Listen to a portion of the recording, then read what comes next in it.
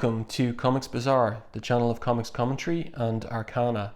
This video features the Uncanny X-Men number 247, cover dated August 1989. This is a pretty dynamic cover here, showing the Siege Perilous opened and active, with Master Mold sucked into it, and Dazzler and Havok trying to prevent Rogue from getting sucked into. And also what I want to note about this one, the cover of course by Marc Silvestri and Dan Green, but I like the color job on this one, the combination of red and magenta and the purple blue as well. It's a very striking cover, and the color really contributes to that. It's also a new cover box, corner cover box up there as well, with you've got Colossus, Psylocke, Havok and Wolverine. So let's open this one up.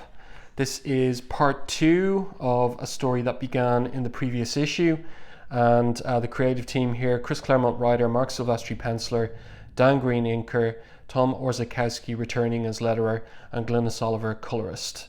So we pick up immediately from the cliffhanger conclusion to the previous issue, where Master Mold had Rogue in its target sights, and the X-Men arrive suddenly from Australia, teleported in by Gateway.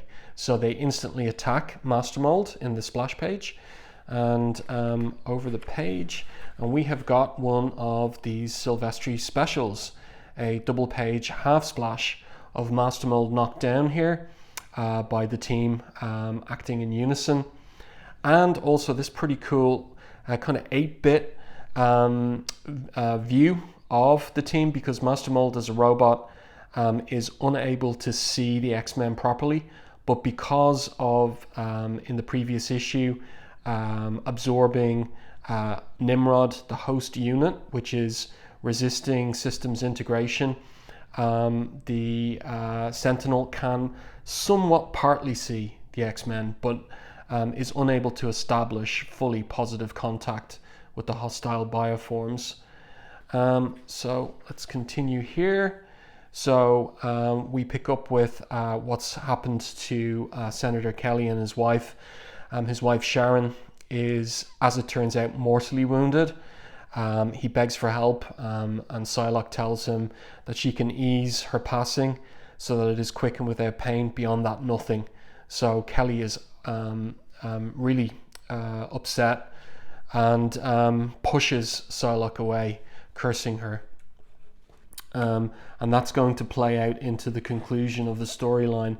So then we switch back to the X-Men continuing their attack on Master Mold, who is able to reconstitute himself when he's damaged. So we have Ali using her photon blasts to slice off one of Master Mold's hands, and then Havok really enjoying the opportunity to cut loose with his powers, and he takes off one of Master Mold's arms. So very dynamic art here by Silvestri and Green. I like the spotting of blacks too here on Colossus, but we're going to get a few pages of dynamic fight choreography from Silvestri, including Storm and Colossus with a variation on the old Wolverine Colossus fastball special. So Colossus here is the fastball, hits Master Mold in the chest and starts ripping him apart. But of course the problem is that Master Mold, as I've said, is able to reconstitute himself. So even though they've taken him out, the problem will be that he's able to recover from that. And in the course of the fight, neither Psylocke nor Longshot have been able to do very much, and Longshot, kicking around here in the rubble, is upset that he wasn't much help to the X-Men against the robot, and he guesses that he feels sort of useless. So Ali comforts him. These two have had their ups and downs as friends and lovers, but she gives him quite a good speech here about how this particular caper was strictly for the heavy mob, so the more powerful members of the team, but next time it could be sneaks and stealth that win the day. That's why we're a team, to balance each other out. So an important theme of all of Claremont's issues, the individuals coming together, sharing their different strengths and collaborating on these larger projects. But in this case, you know, even though Longshot wasn't able to help, maybe in a future issue he will be. But we see in the next issue, as it turns out, number 248, and you can already find a video of that on my channel, Longshot decides to leave the team in order to find himself. So then we pick up with Senator Kelly and his wife, who has died, or well, she's about to die. Again, I just really like the artwork here by Silvestri, depicting this highly emotional, moving moment, and the spotting of blacks here really contributes to that. So over the page, and actually we switch back to Australia. So with the X-Men away, Jubilee, who went through Gateway's portal at the end of Uncanny X-Men 244, has the town to herself. So she's exploring the various different buildings and theorizing about who these people are that are the only apparent denizens, inhabitants of the town. So here she makes her way into Ali's room and comments on the decor, and sees the picture of the X-Men here, a signed photo dedicated to Ali. And then she finds Ali's Dazzler's wardrobe and decides maybe to try on one of the dresses. But then she finds herself being spied on by Gateway, which freaks her out, and she decides to go back to her hidey hole in the town. And so that's the end of that. We switch back to Manhattan and the aftermath of the battle with Master Mold. But as Sharon's dying and pleading with her husband that that the robot hasn't been destroyed, that it's reconstituting itself, and that he should warn the X-Men, he says no, it's their fault. It's no less than they deserve to be destroyed by the sentinel. And she cries there as he says that. So even his dead or his dying wife's wishes are not enough to move him. So Master Mold reconstructs itself, and we get the information that the integration with subordinate host unit Nimrod is now complete. And because of that, Master Mold is able finally to see the X-Men because of the Nimrod assimilation. And so the fight now is, in a sense, fairer. He can see them, and so he is able to block Havok's plasma blasts, and creates this massive crater with the reflected blast, which Ali promptly falls into. And again, just great fight choreography here in these panels by Silvestri. So let's go over the page here, and we have the astonished responses of the New Yorkers. Well, not so astonished actually, never a dull moment in the Big Apple, so they're somewhat used to this. So what happens here is Storm uses her powers to blow Master Mold, or she tries to blow him out into the Atlantic, and then Colossus takes off a leg because Master Mold is trying to root itself to the ground to avoid being blown away. But without the leg, this is a great little cartooning panel here by Silvestri. Nonetheless, he uses his other arm to squash Colossus. And then, because of the integration of the Nimrod element, Psylocke is finally able to join the fight, and she gets a bead on the living consciousness within the robot and is able to stall Master Mold somewhat. So what happens then is Colossus emerges from the hole he's been pushed into, and then Rogue uses her power. She kisses him and takes on his power of organic steel, and flies out into orbit, swings around in order to deliver a crushing blow to Master Mold. In the meantime, Ali at the bottom of the crater discovers that in her jacket pocket she's taken the Siege Perilous crystal with her, and also it has cut her once again. So how is this going to play into the climax of the issue? So Rogue is coming down, setting off sonic booms. She's moving at such speed, and she really slams into Master Mold here, completely destroying him, apparently. But he does start rebuilding himself again. So this is a real puzzle on how to deal with this foe. So Ali gets the bright idea of sending it somewhere it can't do any more harm, through the Siege Perilous.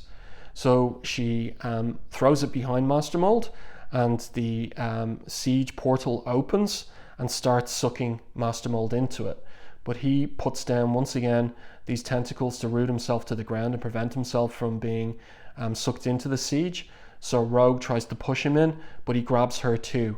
So she asks Psylocke here to hear her thoughts and tell Ali to forget about her, to destroy Master Mold. It's their only chance, and to do it. So how is this going to pan out? So Dazzler does use her laser blasts, photon blasts, to blast Master Mold in the head, just at the moment that Nimrod has started to assert itself, or himself again, and argues with Master Mold. We must in some sense be alive, Nimrod says, but robots are machines. If we have life, we are no longer purely a machine. That means we've evolved beyond the technological plane. We have, in a word, mutated. And one word says all: I'm nobody's slave. Your programming mandates the destruction of all mutants, Master Mold. Affirmative. You yourself are now a mutant. Affirmative. Fulfill Prime Directive. So it's not Ali's shot that takes out Master Mold, it appears, but rather Master Mold itself destroys itself, having been argued into the conclusion that since it's a mutant, it's got to destroy itself. But in the aftermath of the blast, the shockwave of the blast, Rogue also is sucked into the Siege Perilous, and the Siege Perilous closes here in the second last panel on the page. And Ali realizes she's gone. Oh, Rogue, what have I done? What have I done? So it appears that Rogue is going to turn up somewhere else. And as it turns out, in continuity, she does turn up, but not for a year later, until Uncanny X-Men 269. There's a video on that on the channel. And interesting to point out too that the function of, or a function of the Siege Perilous is it weighs the good and the bad of the person passing through it, and makes a decision then on how they are reborn and where they're reborn.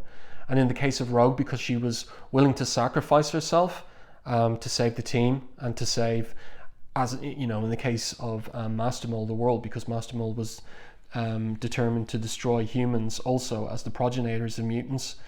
It's the ultimate sacrifice for everyone. It's a savior level sacrifice, and so the Siege Perilous ultimately decided to resolve Rogue's trouble with Carol Danvers' psyche, and separated them, so that when Rogue re-emerged in Australia in the outback town in number 269, Carol had been completely removed from her psyche, and she only had her original mutant power. So the Siege Perilous, in some sense, judged her worthy and honourable on the basis of what she had done in advance of going through the siege itself. And then we have our aftermath. We have our epilogue here, where Sharon has indeed died, and where what was set up in the previous issue, the question of instituting a new Sentinel hunter-killer program, is now met with Senator Kelly's approval. That hunter system we spoke of, Sebastian, go ahead with it full steam. Whatever federal support Project Nimrod requires, I'll guarantee it gets. Whatever it takes, I swear on my wife's grave, this carnage must end. So this is another little ironic detail, that Nimrod was instrumental in the destruction of Master Mold, the original Sentinel, going all the way back to X-Men number 16, Lee and Kirby's X-Men number 16.